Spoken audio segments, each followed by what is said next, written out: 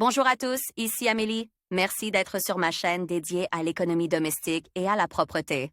On va plonger directement dans le sujet, alors restez avec Le moi. lait frit, cela semble très étrange, voire absurde.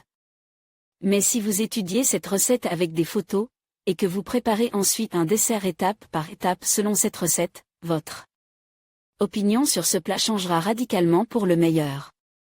Il s'avère que ce délice extraordinaire est une crème pâtissière congelée, frite dans une panure croustillante jusqu'à obtenir une croûte rougeâtre. Un régal très inhabituel et simple, très facile à réaliser à la maison. Ingrédients, lait de vache, teneur en matière grasse égale ou supérieure à 3,2%, 500 ml, jaune d'œuf, un PC, œufs de poule. C. 1. 2 pièces sucre cristallise, 125 g, amidon de mai, farine de blé, 60 g, zeste de citron et d'orange, mandarine, 1 cuillère. À soupe, facultatif, farine de blé, pour la panure, huile de tournesol inodore, pour la friture. Comment préparer le lait frit? Cassez soigneusement la coquille d'un œuf et séparez le blanc du jaune. Le blanc peut ensuite être ajouté aux œufs restants et utilise pour paner le dessert avant la friture. Le jaune d'œuf sera nécessaire pour la préparation d'une délicate crème pâtissière, qui sera en fait la base du dessert. Battre le jaune d'œuf au fouet pour obtenir une mousse épaisse. Ajoutez le sucre au lait. Si vous le souhaitez, vous pouvez utiliser de la vanilline ou de la cannelle pour aromatiser.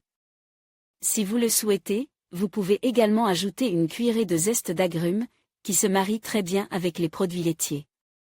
Lorsque vous retirez le zeste, ne coupez que la partie colorée des croûtes d'agrumes, la couche blanche pouvant donner de l'amertume au lait frit.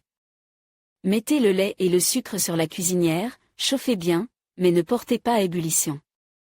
Remuez le lait pour dissoudre le sucre plus rapidement.